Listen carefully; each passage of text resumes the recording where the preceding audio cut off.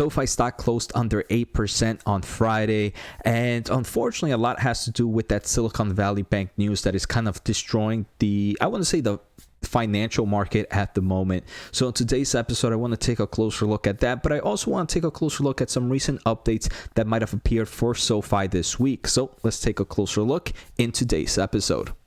So we can see, right, SOFI right now sitting at $5.58, down 8%.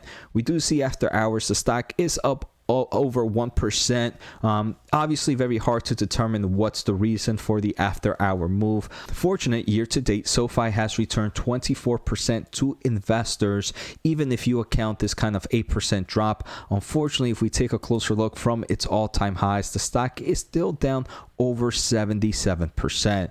So I want to say there's a lot of huge growth potential for SOFI. We're going to take a closer look at that. But what I really wanted to do is take a closer look at recent news. So the first news I want to take a closer look at, I think would have been the most important for SOFI this week if it wasn't for the Silicon Valley Bank. But we did hear that SOFI is planning to sue the overall government over the student loan pauses that is kind of affecting them. I do want to say, obviously, there's more to the headlines. If you take a closer look at certain articles, we can see that at minimum, the lawsuit pretty much asked a judge to limit the pause only to borrowers who would be eligible for Biden's cancellation plan. We know that student loan plan that's happening right now. The main reason is this is the 8th extension that we're seeing here in the student loan program. Unlike the first 7 extensions, which were meant to help borrowers struggling due to the pandemic, this latest one is pretty much because of the challenges that this Student Loan Forgiveness Act is kind of seeing. So SOFI is saying, hey, the reason for this recent pause is different from the others. So why should those who might not even be affected by this future act also have to be halting payments, right? I want to say I understand SOFI's point of view here, and obviously there's some pros and cons here. But what I do want to say is SOFI has kind of been able to succeed right now even with these student loan pauses for the past 2 to 3 years, right, since it all started in 2020. So I do want to say, unfortunately, even though it might be good for SOFI for them to be doing this, it does kind of give a form of negative reaction towards them, right, especially when you start to see headlines like this, right, because a good portion of SOFI's customers are your overall consumers, and if they start to see headlines like this, consumers might be like, hey, this is, even though probably no bank cares for you, when you start to see things like this, it kind of creates this persona on SOFI where they're like, hey, SOFI is definitely a bank that doesn't care for me, so there's no point in me giving them their business, right? So I do believe this is bad PR. And another thing is, right, if we take a closer look at their full year 2023 guidance, the company did expect annual growth rate of roughly 25 to 30% on revenue, and they expect adjusted EBITDA margins to be roughly 14%.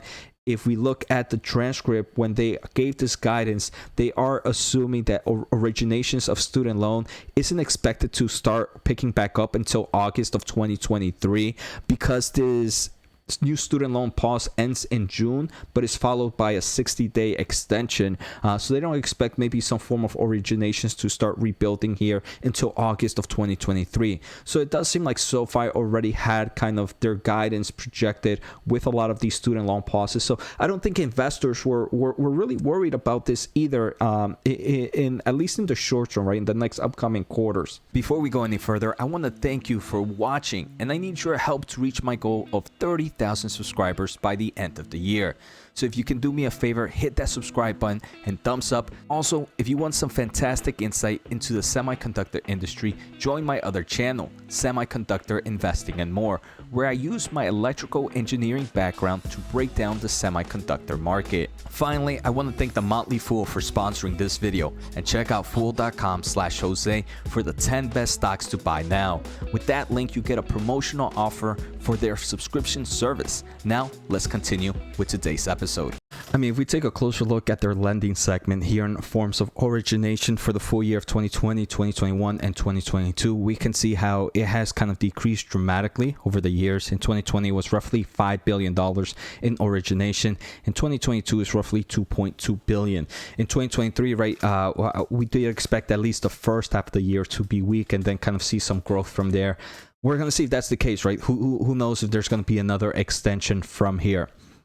But we could see that SoFi, one thing they are seeing is they are seeing a huge increase in the personal loan originations. And that has been one of the biggest reasons that they continue to see a good portion of revenue growth. Unfortunately, right, this is not an episode on kind of talking of some of the headwinds, but just want to mention one of the headwinds right now is obviously that home loans origination with the overall kind of market that we're seeing right now. Definitely an interesting time to be in the form of a banking stock right now, especially with the overall macroeconomics we're seeing.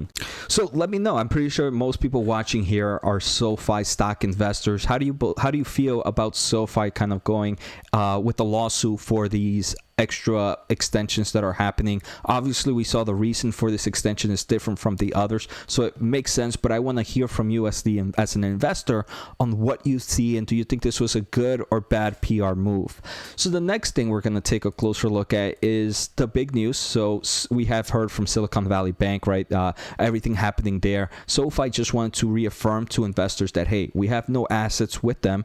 Our only exposure is a very small lending facility that is provided to us for less than $40 million, which is unaffected by what's happening right now. And they continue to say, hey, your money is safe with SoFi. So obviously this is great news.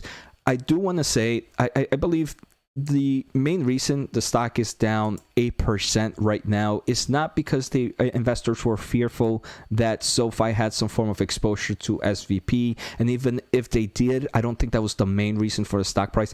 I do believe it's what's to come from here, right? I do believe this is opening up a nice can of worms of uncertainty in the financial market right now.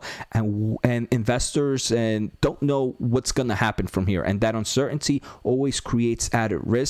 And that added risk is usually reflected in the stock price, right? So right now, with the stock price down 8%, investors are saying that, hey, even though there might not be exposure to Silicon Valley Bank, there is some exposure to the financial market that can really, really trickle down into the SoFi, and maybe not a direct way, but in an indirect way with what's happening right now. And it makes sense, right? I do believe there is some form of risk. And that's where I want to say the market has a great opportunity for investors, is when things get priced in certain ways. And maybe this is an overreaction. And if it is an overreaction, then obviously people who purchase at these levels are going to be very, very lucky in the long term of things, right? But I do believe that's what's imperfect about the market, is the overall valuations, where sometimes we might oversee the risk or overthink the risk, or sometimes we might be underthinking the risk that something like this can provide, especially in the financial market. So I understand why stock price is down.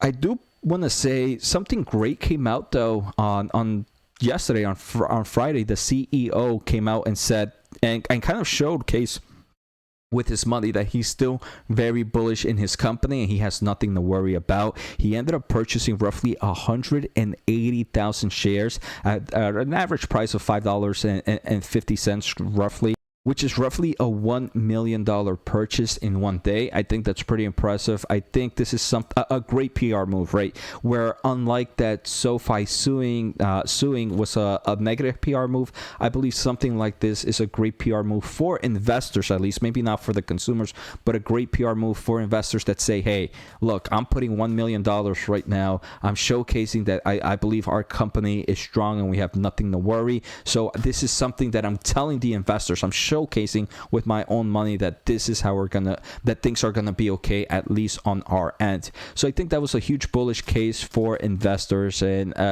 a reaffirmation that their management believes there's nothing to worry about. So that's awesome to see.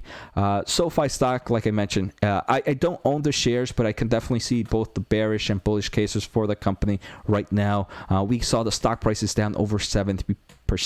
The final thing I wanted to mention is in the upcoming weeks, SoFi is having an event on March 21st of 2023. So if you are an investor, make sure to add that to your calendar. Usually you get to see kind of the transcripts and a lot of great information online, but make sure to add it to your calendar if you are a huge SoFi investor. So I hope you guys enjoyed this quick update. Take care, have a good day, and see you next time.